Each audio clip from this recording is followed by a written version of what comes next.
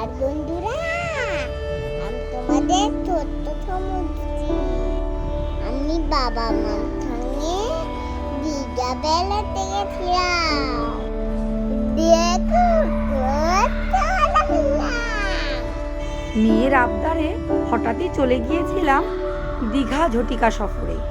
হঠাৎ programme fix হয়, গাড়ি নিয়েই বেরিয়ে গিয়েছিলাম। সঙ্গে ছিল মেয়ের বাবা আর আমাদের ড্রাইভার দাদা লালুদা। যাত্রাপথে আমরা অনেক মজা করেছিলাম, সঙ্গে টুকটাক খাবার দাবার তো ছিল। দীঘা পৌঁছেই প্রথমেই চলে গিয়েছিলাম দীঘার নবনির্মিত জগন্নাথ মন্দিরটি দর্শন।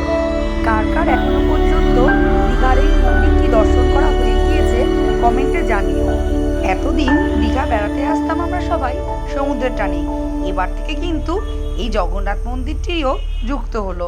মন্দির দর্শনের পরে চলে গিয়েছিলাম লাঞ্চ করতে একটি রেস্তোরাঁয়, তারপর ওল্ড দীঘা ঘুরে নিউ দীঘায়। দেখো সন্ধ্যা নামতেই চারিদিকটা কেমন আলোকসজ্জায় সুসজ্জিত হয়েছে, লোকেরও প্রচুর ঢল নেমেছে, মন্দিরও অপূর্ব সুন্দর লাগছে। এরপর নিউ দীঘায় পৌঁছে সমুদ্রের ধারে কিছুক্ষণ কোয়ালিটি টাইম স্পেন্ড করে চলে গেলাম আমাদের হোটেলে।